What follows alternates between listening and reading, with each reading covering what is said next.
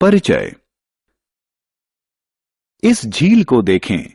पहले यह tourist spot था, अब लोग यहां आना पसंद नहीं करते हैं। इसका क्या कारण है? जी हां, इसका कारण झील के प्रदूषित जल की दुर्गंध है। उद्देश्य। इस पाठ के अंत में आप निम्न करने में सक्षम हो जाएंगे।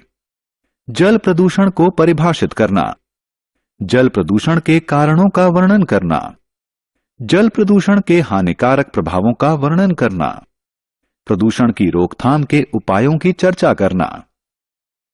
जल के उपयोग। जल मानव, जंतु एवं वनस्पतियों के जीवन का एक महत्वपूर्ण अंग है। सजीव जल के बिना नहीं रह सकते। ऐसा कहा जाता है कि जीवन का आरंभ जल में हुआ और इसके बाद धीरे धीरे पृथ्वी पर आया। लेकिन जल का महत्व व जल के साथ संबद्धता अभी तक बरकरार है। जल प्रत्येक सजीव की वृद्धि व उसके पोषण के लिए आवश्यक है। इन क्रियाकलापों को देखें। इनमें क्या उभयनिष्ठ है? जी हां, बिल्कुल सही। ये सभी क्रियाकलाप जल के उपयोगों को दर्शाते हैं। जल प्रदूषण। हम जानते हैं कि पृथ्वी के 70% भाग में जल है और यह हमारे ग्रह का सर्वाधिक महत्वपूर्ण प्राकृतिक संसाधन है। क्या आप जानते हैं कि यह कहां से आता है? यह प्राकृतिक स्रोतों जैसे झीलों, नदियों तथा महासागरों से आता है। हालांकि देखें कि हम इन संसाधनों के साथ क्या कर रहे हैं। आइए गंगा नदी का उदाहरण लें। करोड़ों लोग अपनी दैनिक जरूरतों तथा आजीविका के लिए गंगा नदी पर निर्भर हैं। अभी हाल में ही world wide fund for nature ने पाया है कि गंगा विश्व की 10 सर्वाधिक प्रदूषित नदियों में से एक है। प्रदूषित स्रोत से आने वाले जल में जीवाणु, विषाणु, कवक और परजीवी हो सकते हैं जो हैजा, टाइफॉइड और पेचिस जैसे रोगों का कारण हैं। जल प्रदूषण के कारण। आइए जल प्रदूषण के कारणों के बारे में जानें। किसी जल निकाय में प्रदूषण अम्ल वर्षा, अपरदित मृदा, बहता हुआ उर्वरक व कीटनाशक युक्त जल, उद्योगों से निकलते हुए रसायनों तथा नगरों व कस्बों से निकलते हुए गंदे जल के माध्यम से प्रविष्ट होता है। उद्योगों से अवमुक्त होने वाले आर्सेनिक, सीसा एवं फ्लोराइड जैसे रसायन वनस्पतियों एवं जंतुओं में विषाक्तता फैलने का कारण हैं। प्रायः कारखानों एवं पावर प्लांटों में उनकी मशीनरी को ठंडा करने के लिए सामान्य जल का इस्तेमाल किया जाता है और गर्म पानी अवमुक्त किया जाता है। इससे जल निकाय गर्म हो जाता है, जिसके कारण जलीय जंतु मर जाते हैं। क्या आपने ऐसे तालाब देखे हैं जो दूर से हरे दिखाई पड़ते हैं? ऐसा इसमें उगी शैवाल के कारण होता है। क्या आप जानते हैं कि ये शैवाल तालाब में कैसे उगते हैं?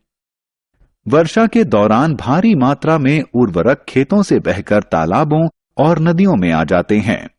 ये खेतों से बहकर आए हुए उर्वरक शैवाल के लिए पोषक का कार्य करते हैं और उसके बढ़ने में सहायक होते हैं। जब ये शैवाल मृत हो जाते हैं तो ये जीवाणु जैसे अपघटकों के लिए भोजन के रूप में इस्तेमाल किए जाते हैं।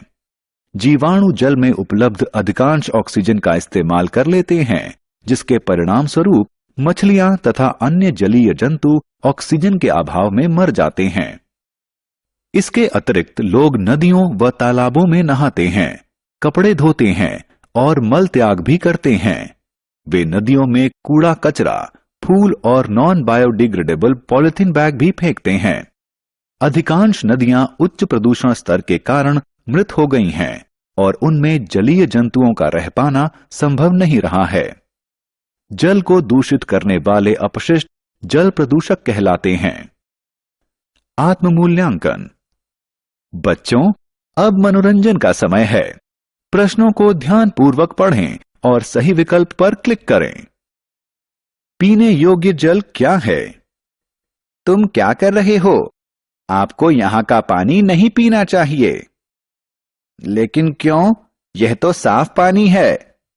जो पानी साफ दिखता है उसमें भी रोगजनक यानी बीमारी फैलाने वाले सूक्ष्म जीव और धुली हुई अशुद्धियां हो सकती हैं, जिससे बीमारी फैल सकती है। सच? हाँ, तुम्हें सुरक्षित रहने के लिए शुद्ध पानी पीना चाहिए। जो जल पीने के लिए उपयुक्त होता है पेयजल कहलाता है। जल को पीने के लिए सुरक्षित बनाया जा सकता है। क्या आप बता सकते हैं कि जल को पीने से पहले क्यों उबाला जाता है? क्योंकि उबालने से जल में उपस्थित हानिकारक सूक्ष्म जीव मर जाते हैं। जल को शुद्ध करने के लिए एक अन्य विधि क्लोरीनीकरण है। यह रासायनिक विधि है। इस विधि में जल में क्लोरीन की गोलियां मिलाई जाती हैं। जल प्रदूषण की रोकथाम के लिए क्या किया जा सकता है? छात्रों, तुम्हें जल प्रदूषण नियंत्रित करने में सहयोग करना चाहिए। ये कुछ साधारण विधियां हैं। प्रदूषित जल को बिना उपचारित किए सीधे नदियों व झीलों में न गिराएं।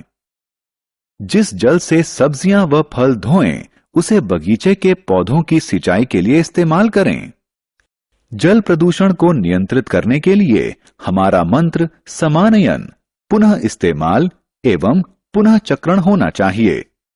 हमारी सरकार ने भी नदियों के जल को प्रदूषण मुक्त करने के लिए कुछ कदम उठाए हैं। उदाहरण के लिए सन 1985 में गंगा एक्शन प्लान की शुरुआत की गई। इसका उद्देश्य गंगा नदी में प्रदूषण स्तर में कमी करना था।